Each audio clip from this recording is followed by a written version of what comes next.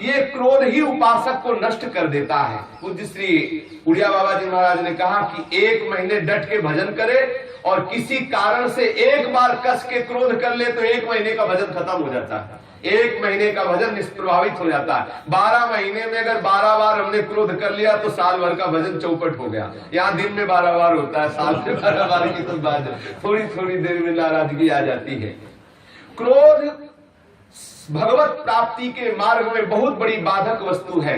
तुम जान लो, ये क्रोध तुम्हारी अवनति का मूल कारण है। जो अपने आते हुए क्रोध को रोक लेता है उसको निश्चित भगवत प्राप्ति होती है। जो मनुष्य, जो उपासक अपने क्रोध के वेग को नहीं सहन कर पाता, वो भयंकर से भयंकर कुकर्म करके विनाशकारी स्थिति को प्राप्त हो जाता है।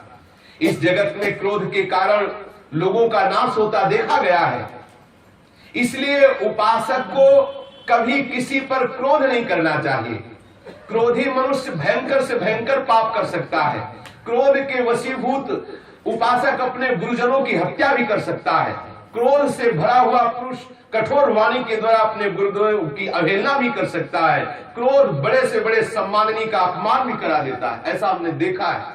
क्रोधवश अपने अबध्य गुरुजनों की भी हत्या कर सकता है जो क्रोधी जन है। बोले क्रुद्धा पापम नरा कुर्यात् क्रुद्धो हन्यात् गुरुनपि क्रुद्धा पुरुषया वाचा श्रेयसोप्य मन्यते।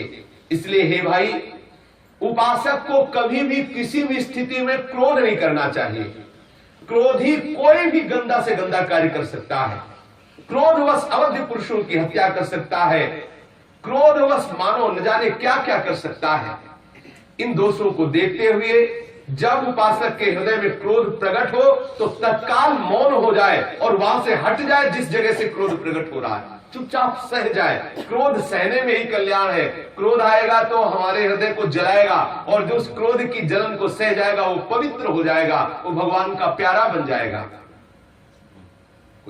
क्रोध करने वाले पुरुष के प्रति जो बदले में क्रोध नहीं करता, समझना, क्रोध करने वाले पुरुष के प्रति जो बदले में क्रोध नहीं करता, वो अपने को और दूसरों को भी महान भय से बचा के परम कल्याण करने वाला बन जाता है। क्रोध करने वाले पुरुष के प्रति भी जो बदले में क्रोध नहीं करता, वो अपने को और दूसरों को भी महान भय से बचा के परम कल्याण करने वाला बन जाता है।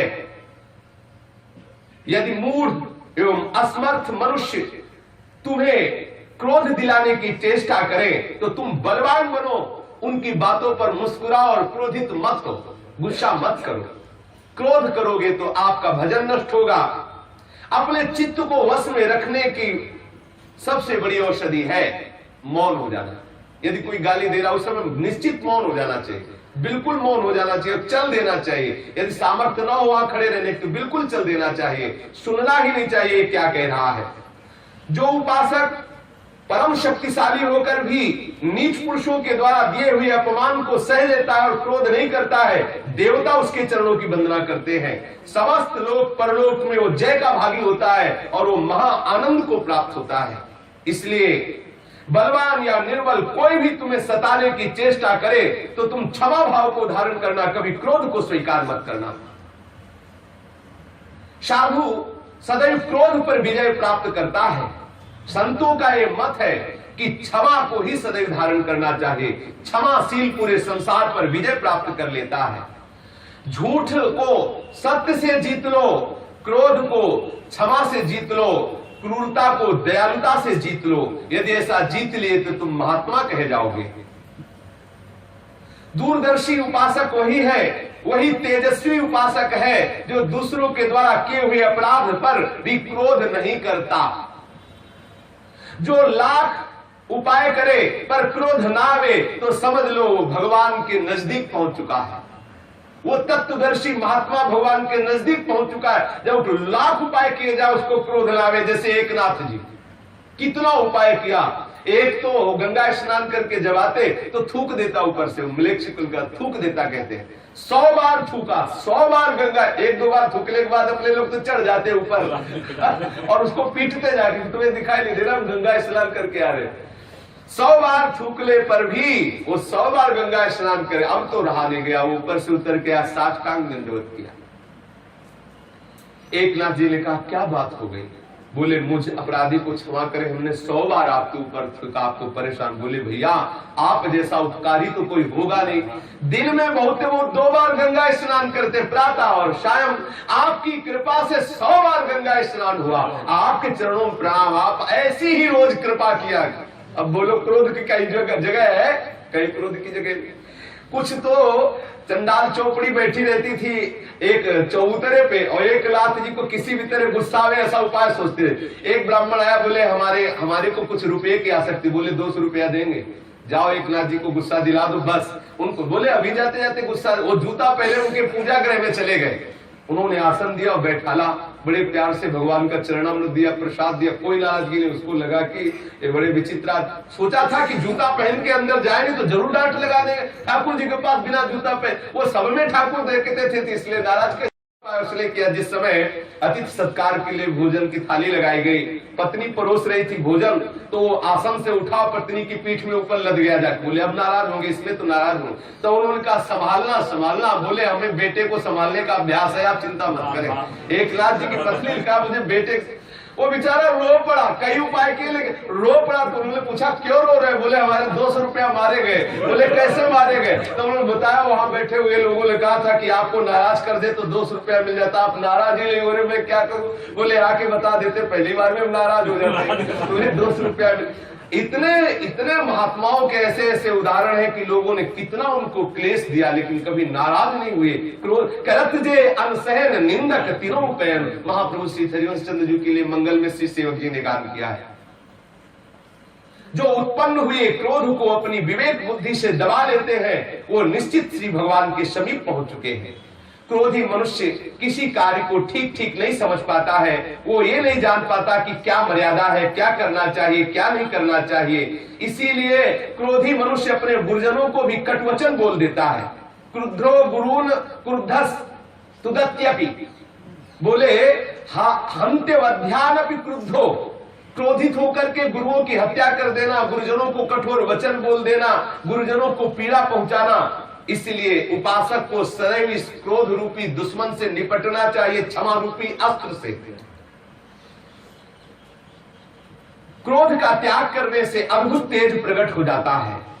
क्रोधी पुरुष कभी भी अपने भजन को संचय नहीं कर सकता, भजन का संचय नहीं कर सकता, उसका तेज नष्ट हो जाता है। वो महान दुस्सह क्लेश से युक्त हो जाता है जो क्रोधी होता है।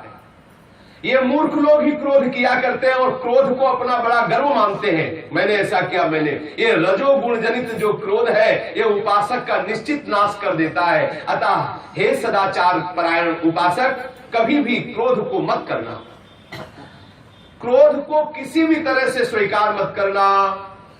यदि कोई अपने को सतावे, अपने को क्लेश दे, अपना अपमान करे या कोई निंदा करे, कोई मारे या किसी भी तरह से ये भगवान श्री कृष्ण ने भी एकादशी स्कंद में उद्धव जी को कहा है, गला पकड़कर बाहर निकाल दे, ऊपर मुंह दे, थूक दे, मारे, बांधे, पीटे, निंदा करे, अपमान करे, लेकिन हे उद्धव उसको सह जाना चाहिए। तो उनका ये सहना तो बड़ा कठिन। तभी तितिक्षु ब्राह्मण की कथा सुनाई श्री भगवान ने।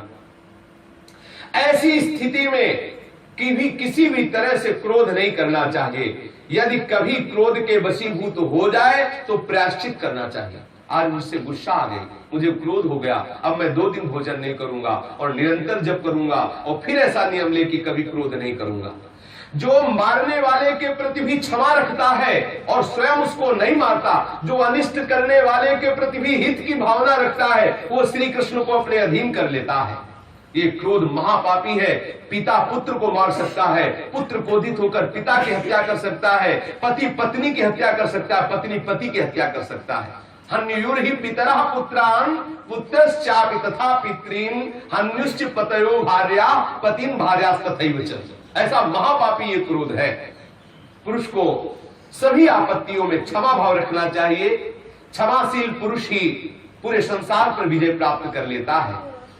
जो बलवान पुरुष होकर के भी दूसरे के द्वारा दी हुई गाली को सह जाता है और क्षमा कर देता है, जो अपने क्रोध को काबू कर लेता है, वो मानो पूरे विश्व को विजय प्राप्त कर, पूरे विश्व को विजय कर लिया, जीत लिया, अपने अधीन कर लिया।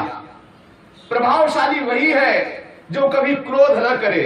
ध्यान देना, सत्संग है, ये जरूर जीवन में धारण किया जाए। जो क्षमाशील है वही सबसे बड़ी यज्ञ कर लिया, जो क्षमाशील है वही ब्रह्मवेत्ता है, जो क्षमाशील है वही तपस्वी है, जो क्षमाशील है वही भगवान का परम भक्त है। अर्थात जो क्रोध नहीं करता वही यज्ञवेत्ता है, जो क्रोध नहीं करता वही ब्रह्मवेत्ता है, जो क्रोध नहीं करता वही तपस्वी है, जो क्रोध नहीं करता वही भक्त है।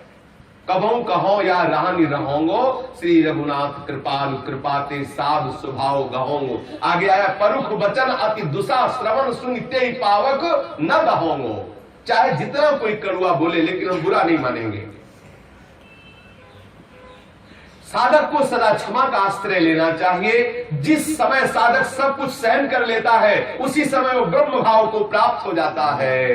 ये देख लो, क्षन्तव्यमेव सततम पुरुषेण विजानता, यदा हि क्षमते सर्वं ब्रह्म संपद्यते तदा। जो सब कुछ सह जाता है, गाली अपमान निंदा सब कुछ सह जाता है, सब कुछ सहन कर लेता है और सबको क्षमा करता है, वो ब्रह्म भाव को प्राप्त हो जाता है, ब्रह्मानुभूति के योग्य हो जाता है। क्षमावान को इस लोक में सदैव सब सुख पहुंचाते हैं, क्षमावान को परलोक में सब आदर के साथ लेते हैं, क्षमावान को लोक परलोक सब जगह सम्मान प्राप्त होता है। इसलिए उपासक को कभी भी क्रोध नहीं करना चाहिए, सदा क्षमा भाव से क्रोध को नष्ट करते हुए श्री हरि का भजन करना चाहिए। श्री राधा वल्लभ लाल की जय।